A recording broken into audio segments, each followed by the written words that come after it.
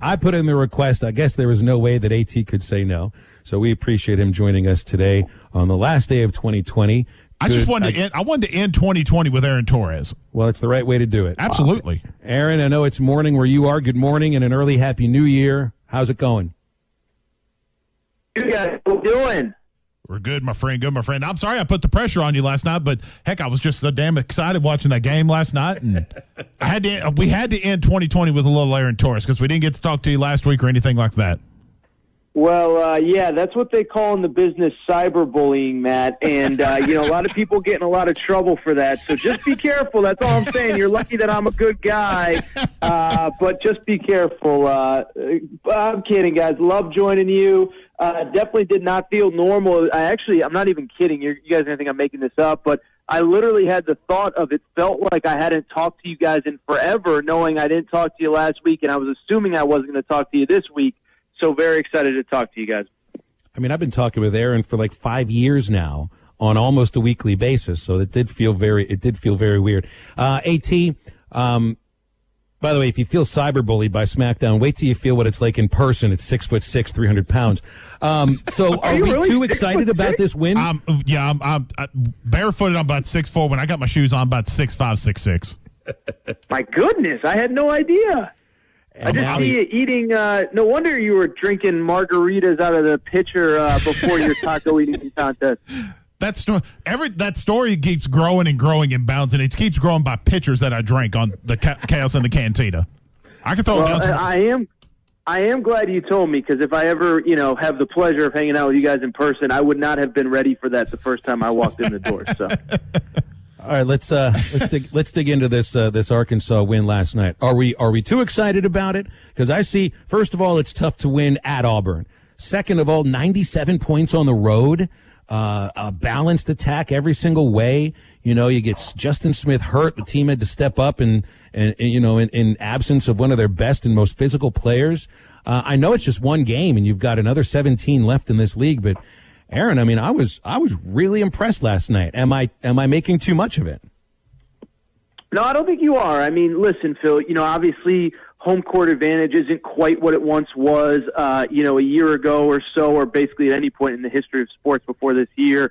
And, Auburn is kind of still trying to figure themselves out. But I don't know how you can't be excited coming out of that game because, listen, you guys probably, frankly, have watched this team closer than I have, just because, frankly, half the time I don't even know when the games are on or anything like that. There's been 2 or 3 games that I think the game time got changed the day of, and I turn on the SEC network, and all of a sudden there's 2 minutes to go in a game that I thought hadn't even started yet. So you guys know this team better than I do, but I think the question that everybody had coming into last night was, who have they really played? And I know North Texas is good, and I know Abilene Christian is good, and these are good group of 5. I'm still in football mode here, and we can talk football if you want. But, they're mid to low major programs that just are not the type of teams that Arkansas is going to have to beat once you get to SEC play. So to see, the almost chip on their shoulder, ready to prove to the world how good they are, and, don't worry that we haven't played anybody, we're ready to go. That's what stood out to me more than anything, Phil. Now, yes, defensively there are some things that need to be cleaned up, and yes, not having Justin Smith potentially in Saturday's game could be an issue. But no, Phil, I don't know how you could sit there and not be impressed watching that team last night. They looked really good, and all the things that, frankly, we hoped they would look like, right? Size, athleticism, depth. I mean, all the stuff that we were hoping to see, we saw for at least one night at Auburn last night. Well, I think that part of it is also, and you wondered about it because you hadn't seen them play against any, great teams yet. And I don't know if Auburn's a great team or not, but I think they're good. The way that Muss has put this team together, I think had something to do with, going on the road, winning in a tough building and doing it without one of your best players. It's the varied makeup of this team. There's youth, there's exuberance and talent with the freshmen. There are guys that have, put their nose to the grindstone with the transfer sits. 3 of them, that come up in big moments, yesterday. And then the senior transfers, the grad transfers that are trying to make the one last stamp on their career before they head up to whatever the next level is going to be for them. And there's something about the makeup of this team that I think paid dividends yesterday and probably will for the rest of these next couple of months, hopefully 2.5 months.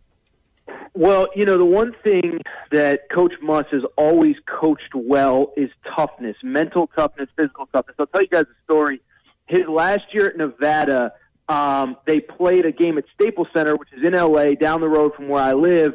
And I went to the game, and, I went to the game like it's a big deal. But, after the game, and it was like, that year Nevada was really highly ranked coming into the preseason. And they had a good season, but not a great season, lost the first round of the tournament. But I bring it up because, they're playing Arizona State, which was a tournament team that year, and they were down, I don't know, maybe 8 points at halftime.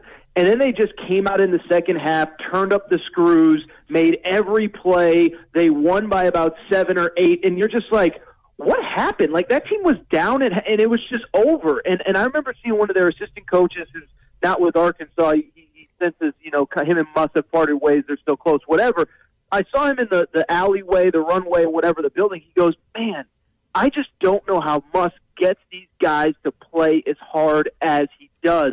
And I've never been in one of those locker rooms. I don't know what he says. I don't know how he motivates these guys. But, there are certain guys that can coach toughness and teach toughness and get toughness out of guys and get guys, by the way, to elevate themselves at the highest levels. I don't know how much you guys would know about this, but I know Ty was in the building when Nevada was down 22 points against Cincinnati or whatever it was, and he got the team to come back to win, the largest comeback in NCAA tournament history. I mean, I don't know what it is, guys, but he always has his teams, just geeked up and geared up, ready to go in those big moments. And I think last night, I would guess he was in that locker room saying the typical nobody believes in you. They don't think you're good. You haven't played anybody. Go show them wrong. That's just a guess on my part. But like I said, man, he just has a unique ability to coach up toughness and mental toughness, and it showed up at least for one night last night. I don't know about going forward, but there's a lot of reason for excitement against him. Aaron Torres here with us on halftime. AT, all the Razorback fans, we're ready to see this team get ranked, and kind of a questioning why this team hadn't been. We've been pressing. It's just like because they haven't played anybody. Well, now you're getting two of the best teams that the SEC has to offer, at least who we think are two of the best teams right now in Missouri and Tennessee. And both those teams met up last night. And AT, Tennessee played out of their minds last night. Is Tennessee pretty much, it seems obvious to me, but Tennessee seems to be taking over the ranking as easily the best team in the SEC and one of the top teams in the country. Yeah, no, Tennessee's awesome, man. And, they're frankly built a lot like Arkansas. They have a bunch more returnees, but, balance of young and old, NBA prospects and maybe guys that are great college players. And by the way, they also play great defense, which traditionally has been a staple of Eric Musselman coach teams. I know, obviously, I'm sure he was frustrated with some of the three-point shooting. But no, Matt, you're 100% right, man. And they're another team. They play with a chip on their shoulder. They're veteran. They want to show the world. And I'll just take it a step further. We've spent so much time hyping up Gonzaga this year, to a smaller degree Baylor, although Baylor's really been off the radar. And I think it's justified to list both of those teams where they are. But I think, one, Tennessee is right there with them. In terms of, I think there's a clear top three, and then I think, frankly, there's probably a little bit of a drop-off after that. But I would take it a step further, is that I think that Tennessee is probably the best individual matchup for each of those two teams. Like, when you're looking at the team that I think could give Gonzaga the most trouble, I do think it's Tennessee because, much like Arkansas, they're so athletic, they're so big, but they can also score and keep up scoring, but they're great at what they do. They're great defensively, and that's going to be a challenge. Missouri is interesting. I'm doing some just research this morning, just kind of passing the time till this evening.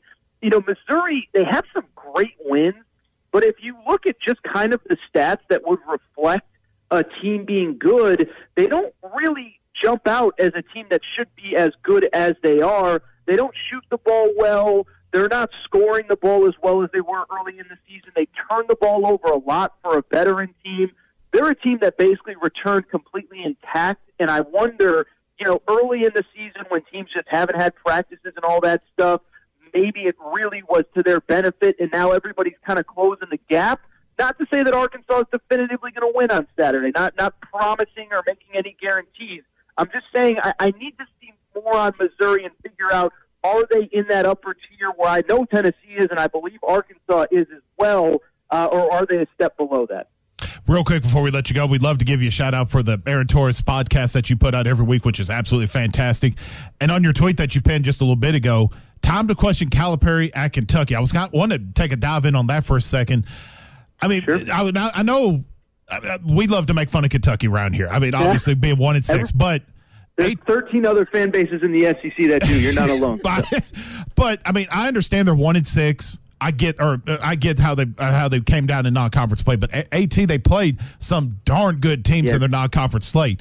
Is it time though, and kind of you don't have to tease me, get people to listen to your podcast, No. I don't know if I'm ready to question Calipari yet, just based off how young they are and for the teams that they played in the non-conference slate.